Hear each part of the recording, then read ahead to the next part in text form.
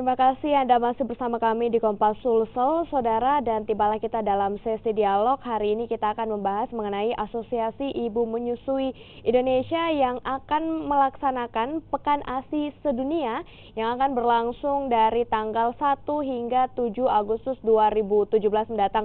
Memasuki usia ke-11, tentunya AIMI juga telah membangun kerjasama multisektoral dan juga berkomitmen tanpa konflik kepentingan. Lalu sebenarnya apa target dari AIMI sendiri yang akan dicapai dan seberapa penting sebenarnya air susu ibu atau ASI untuk ibu dan juga si buah hati? Sudah hadir bersama kita di studio pada pagi hari ini Ibu Aswita Amir selaku Ketua AIMI Sulawesi Selatan. Selamat pagi Ibu. Selamat pagi. Oke, mungkin pemirsa ingin mengetahui sebenarnya apa sih AIMI itu Asosiasi Ibu Menyusui Indonesia dan kenapa dibentuk akhirnya asosiasi ini? Silahkan. Ya, jadi saya dari Asosiasi Ibu Menyusui Indonesia cabang Sulawesi Selatan.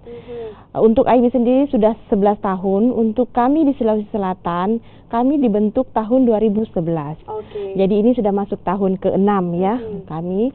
Hanya satu tujuan kami, yaitu bagaimana meningkatkan persentase ibu menyusui di Indonesia dan untuk keberadaan kami di Sulawesi Selatan, jadi khususnya untuk wilayah Sulawesi Selatan.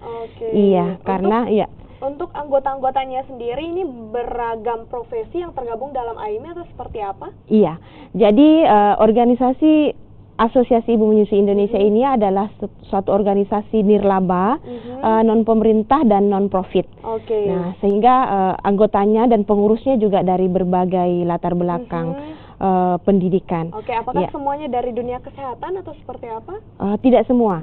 Jadi kalau saya adalah ahli gizi, kemudian ada yang dokter, ada yang pegawai bank, ada ibu rumah tangga, ada juga pegawai statistik swasta dan lain sebagainya. Jadi tidak harus petugas kesehatan. Jadi AIMI ini sendiri tentunya ingin memperlihatkan seberapa besar persentase ibu menyusui khususnya di Sulawesi Selatan meningkatkan untuk AIMI di Sulawesi Selatan itu sendiri. Dan sekarang sudah memasuki Pekan ASI Sedunia dan mungkin pemirsa juga ingin mengetahui sebenarnya seberapa penting ASI untuk kesehatan ibu hamil ataupun ibu yang telah melahirkan dan juga si buah hati sebenarnya. Iya, jadi keuntungan menyusui itu dan keuntungan ASI itu bisa diperoleh oleh bayi, bisa juga diperoleh oleh ibunya, bisa juga diperoleh oleh keluarga dan juga negara. Jadi semua bisa mendapatkan keuntungan. Iya, kalau untuk bayi ya tentunya karena ASI mengandung semua kebutuhan bayi sehingga bayi akan tumbuh optimal dengan pemberian ASI.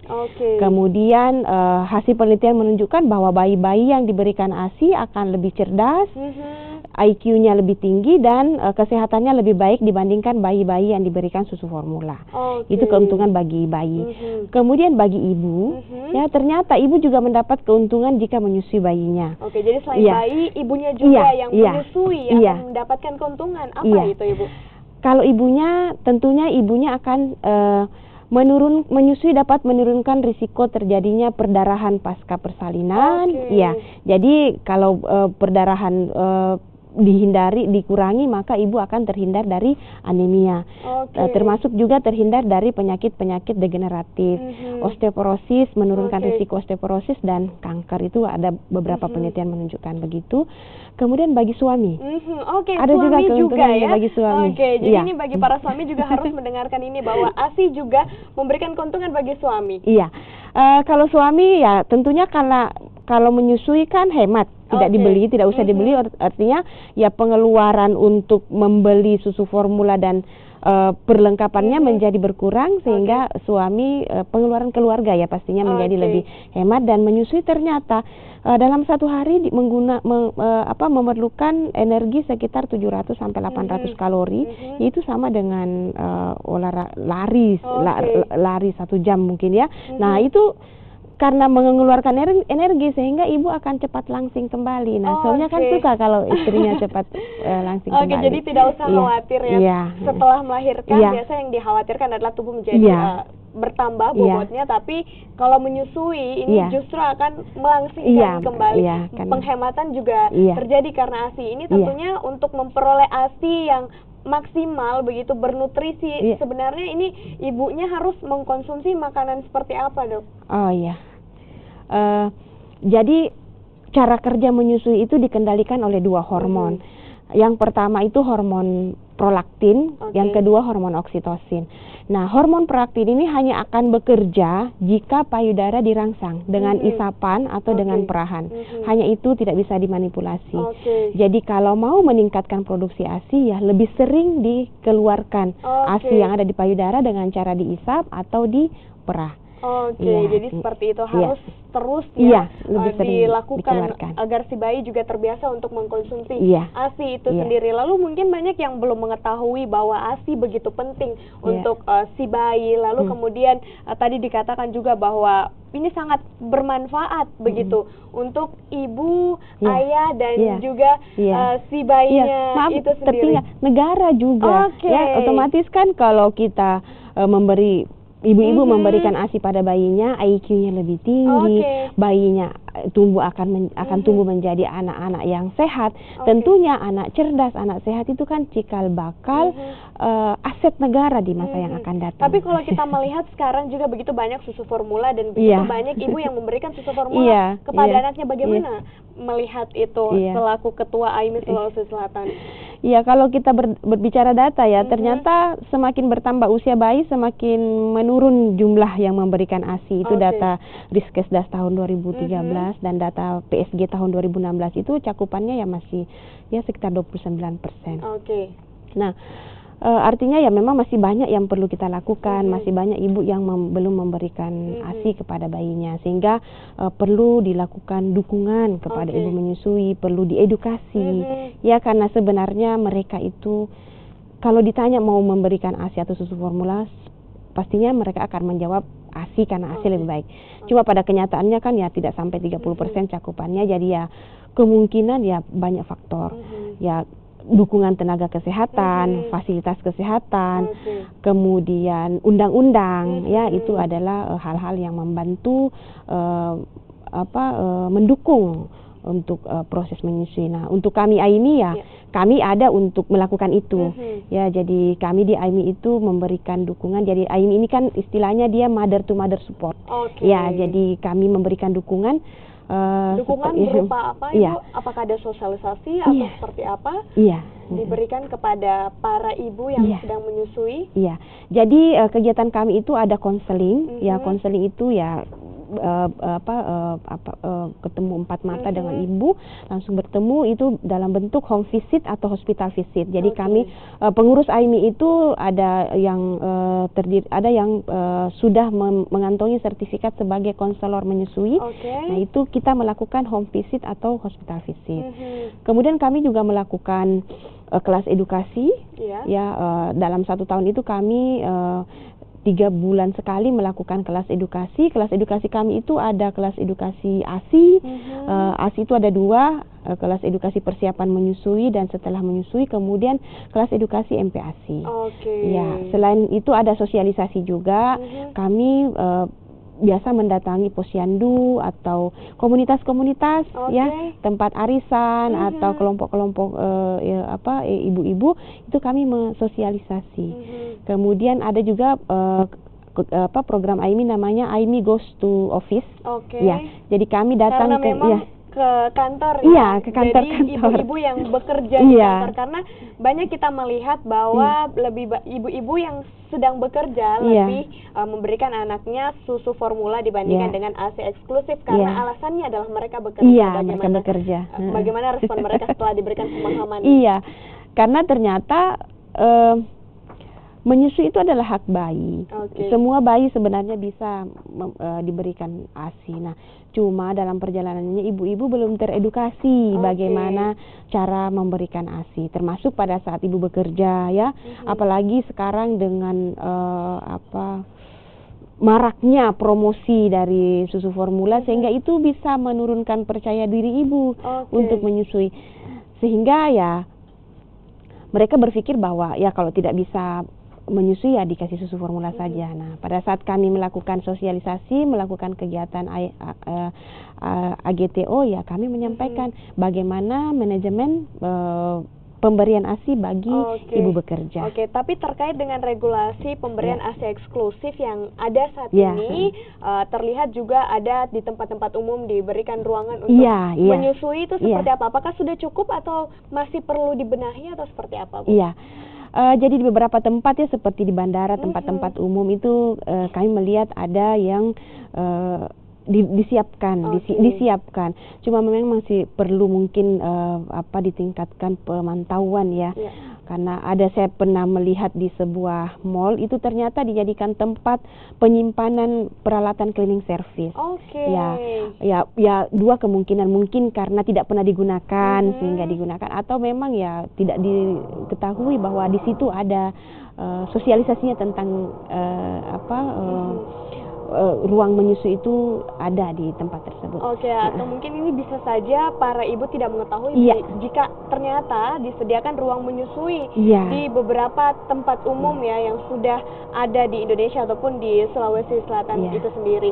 Nah, kita akan melanjutkan perbincangan ini, saudara, terkait dengan pentingnya pemberian ASI eksklusif terhadap bayi Anda atau buah hati Anda.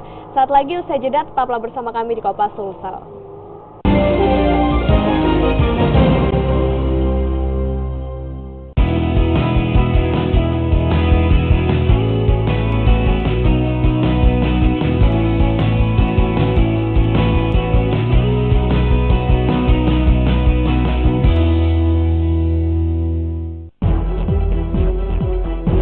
Lengkapi khazanah informasi Anda dengan rangkuman peristiwa besar dari seluruh penjuru dunia dalam sepekan.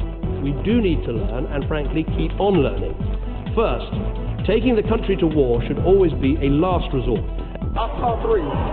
Like while we was running, like they just kept shooting. It's coming. We don't know where it's coming from. Dunia dalam sepekan. Setiap Sabtu pukul 7 malam di Kompas TV. Ekonomi.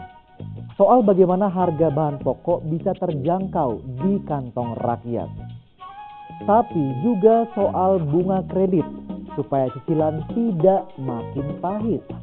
Pada akhirnya, ekonomi membantu mencapai impian kita dengan buka usaha atau liburan kemana saja.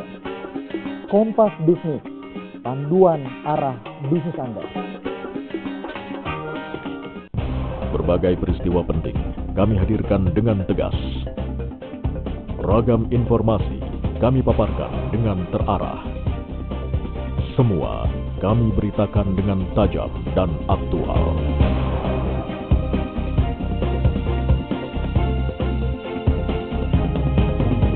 Berita utama setiap Selasa pukul 7 malam, Rabu dan Kamis pukul 8 malam di Kompas TV. Peristiwa penting tak hanya terjadi di ibu kota negara. Berbagai daerah di seluruh Indonesia pun memiliki potret yang layak diberitakan.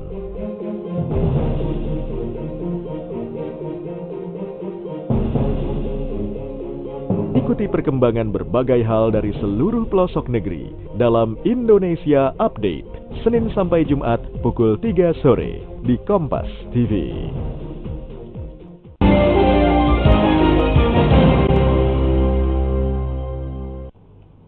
Anda kembali menyaksikan Kompas Sulsel, saudara, dan saya masih bersama dengan Ibu Aswita Amir selaku Ketua AIMI Sulawesi Selatan, Asosiasi Ibu Menyusui Indonesia. Dan tadi sudah dikatakan bahwa begitu banyak manfaat dari pemberian ASI eksklusif terhadap bayi. Begitupun juga dengan ibu, keluarga yang akan mendapatkan manfaatnya. Lalu kemudian terkait dengan regulasi ataupun peraturan daerah mengenai hak dan kewajiban seorang ibu dan apa hak anak, lalu kemudian petugas kesehatan, itu seperti apa terkait dengan ASI eksklusif ini? Sebenarnya aturan tentang pemberian ASI itu sudah ada.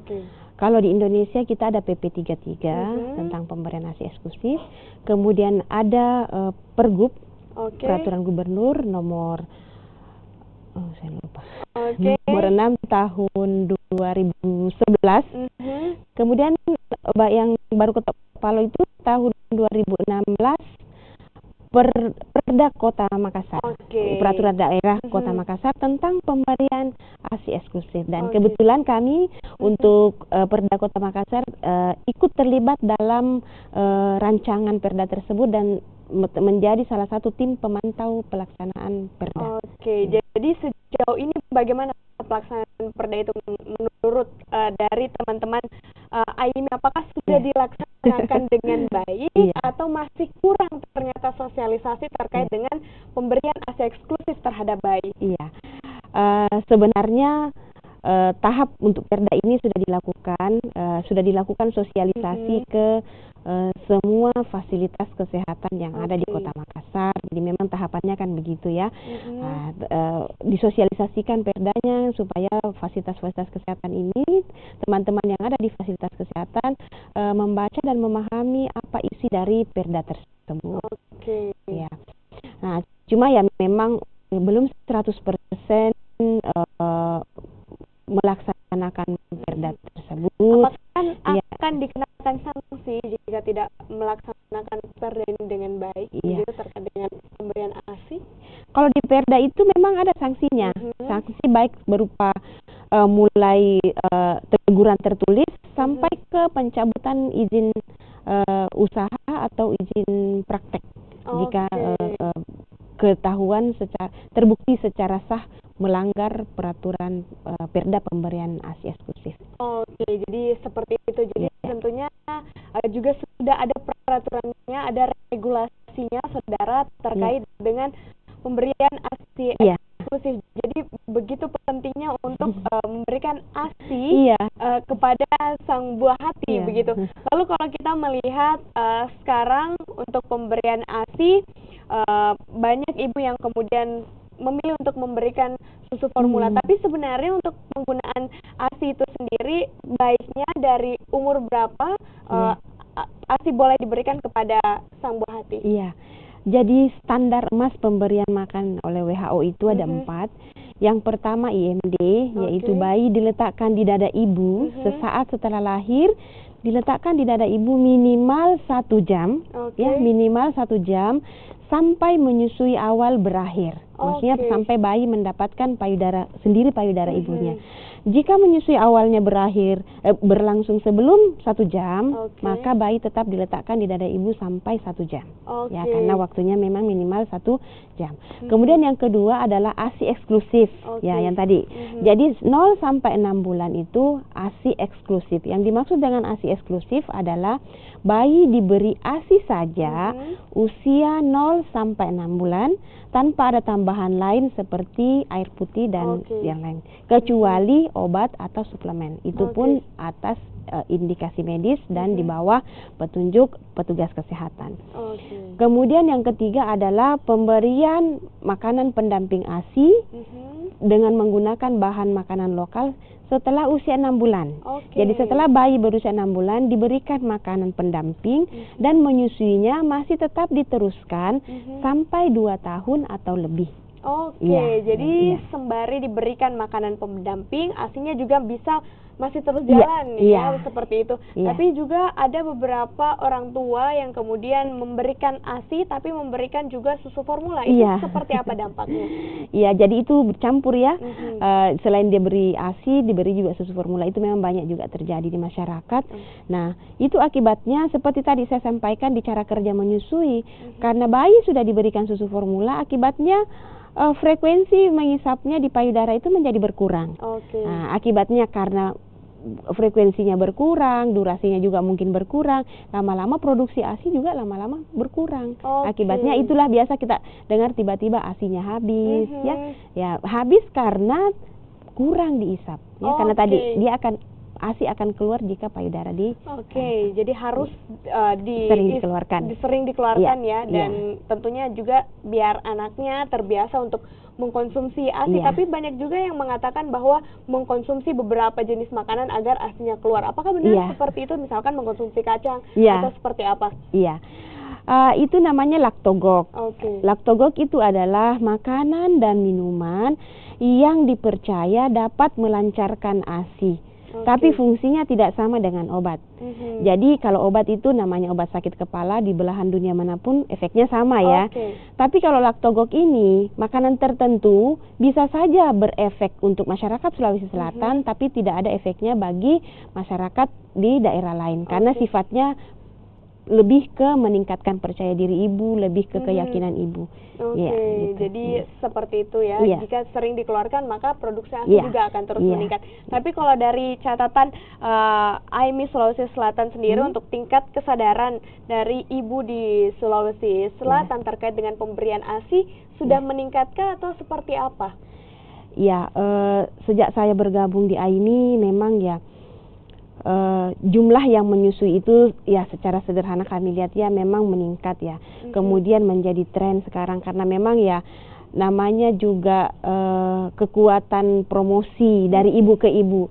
Ya makanya AIMI kan juga memang salah satu namanya mother to mother support ya. Jadi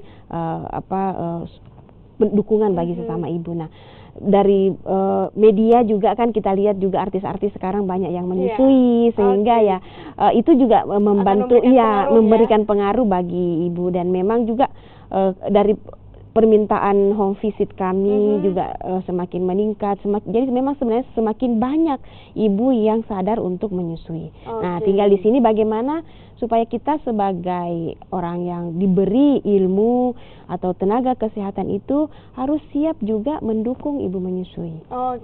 Jadi tentunya harus terus didukung ya, bahwa memberikan ASI air susu ibu kepada sang buah hati itu sangat penting dan akan memberikan manfaat yang besar begitu.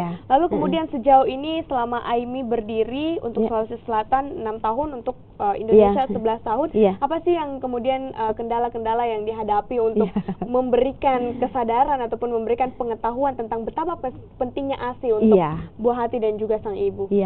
Jadi karena kita ini kan kekuatannya di edukasi ya belum semua masyarakat menganggap bahwa menyusui itu perlu dipelajari. Padahal kan sebenarnya menyusui itu kan praktek.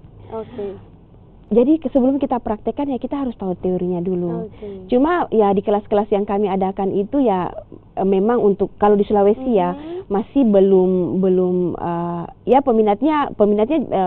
peminatnya ada, tapi tidak sama kalau di Jawa. Saya di Jawa itu buka kelas sampai berapa. Nah, cuma kadang mereka akan menghubungi konselor menyusui ketika mendapati kendala seperti payudaranya bengkak, mastitis, anaknya sudah mulai menolak menyusu, baru menghubungi konselor menyusui, menghubungi kami. Sehingga sebenarnya kalau sudah berlanjut begitu, tentunya penanganannya juga memerlukan kesabaran. Memerlukan waktu juga. Akan lebih mudah jika ibunya sudah kontak dengan petugas kesehatan, tidak harus dari AIMI ya, atau konselor menyusui itu pada saat hamil. Ya, pada saat hamil. Karena dalam keberhasilan menyusui itu kan ada 7 kontak. 7 kontak. Jadi pada saat hamil mestinya minimal 1 kali ibu sudah berdiskusi tentang bagaimana manajemen menyusui, apa manfaat ASI, bahaya susu formula dengan konselor menyusui atau petugas kesehatan. Jadi sejak dini mungkin, sejak awal, bahkan pada saat sebelum melahirkan sudah harus melakukan konsultasi tentang pemberian ASI, karena kalau sudah terlambat biasanya yang terjadi adalah anak tidak ingin menyusui lagi seperti itu. Lalu penanganannya akan lebih mudah jika lebih awal mengetahui tentang ilmunya. Lalu kemudian untuk Pekan ASI Sedunia ini yang akan dilakukan dari tanggal 1 sampai 7 Agustus ini sudah berlangsung seperti itu, dan apa sebenarnya kegiatan yang ada di dalam? Pekan ASI ini, Pekan ASI Sedunia ini memang diperingati setiap tahun itu ya, tanggal 1 sampai 7. Tapi sebenarnya tidak harus bahwa tanggal 1 sampai 7 itu kita sosialisasi. Sebenarnya membicarakan tentang menyusui, mempromosikan tentang ASI itu tidak terbatas usia, tidak terbatas waktu, kapanpun. Siapapun kita saat ini, seperti tema Pekan ASI Sedunia saat ini adalah memberikan dukungan, bersama-sama memberikan dukungan. Jadi siapapun kita, seperti saya juga saya adalah seorang ahli gizi, saya juga adalah dosen, sehingga saya menyampaikan ASI kepada mahasiswa saya, kemudian juga kepada teman-teman saya. Umpama kita adalah pemerintah, ya kita menyampaikan ASI sebagai kapasitas kita sebagai pemerintah. Kita sebagai kalau Ibu melihat peran pemerintah seperti apa terhadap ini, sudah mendukung? Ya, sangat mendukung dengan adanya perda-perda tadi sudah mendukung sebenarnya. Terakhir Ibu, bagaimana harapan kedepannya terkait dengan agar banyak yang melihat ini sadar akan pentingnya dan manfaat pemberian ASI kepada sang bayi? Silahkan. Iya, harapan saya dan harapan kami dari AIMI adalah semakin banyak ibu-ibu yang menyadari pentingnya pemberian ASI dan mencari informasi lebih dini agar bisa sukses menyusui. Ya, karena akan lebih mudah ibu, akan lebih kemungkinannya untuk berhasil itu lebih tinggi jika ibu sudah mempelajari, sudah berdiskusi, sudah memahami tentang ilmu menyusui jauh sebelum ibu melahirkan. Jadi seperti itu ya, Ibu Aswita Amir, terima kasih sudah hadir di studio Kompas Sulsel pada pagi hari ini, dan tentunya kita berharap di Pekan ASI Sedunia ini semuanya para ibu yang memiliki buah hati ataupun yang baru melahirkan sadar akan pentingnya menyusui untuk memberikan ASI eksklusif kepada sang bayi, karena begitu mempunyai manfaat besar, dan sudah mulai konsultasi sejak dini, bahkan sebelum melahirkan konsultasi kepada petugas kesehatan terkait dengan bagaimana menyusui dengan baik dan bagaimana. Dan saudara, informasi tadi sekaligus menutup perjumpaan kita di Kompas Sulsel untuk edisi hari ini. Saya Yuli Tarekbang. Dan saya Dunda Rwes, mewakili segenap kru yang bertugas mengucapkan terima kasih atas perhatian Anda. Jangan kemana-mana, akan hadir Sapa Makassar dengan informasi yang menarik untuk Anda. Tetaplah bersama kami di Kompas TV. Selamat pagi, selamat beraktivitas. Sampai jumpa.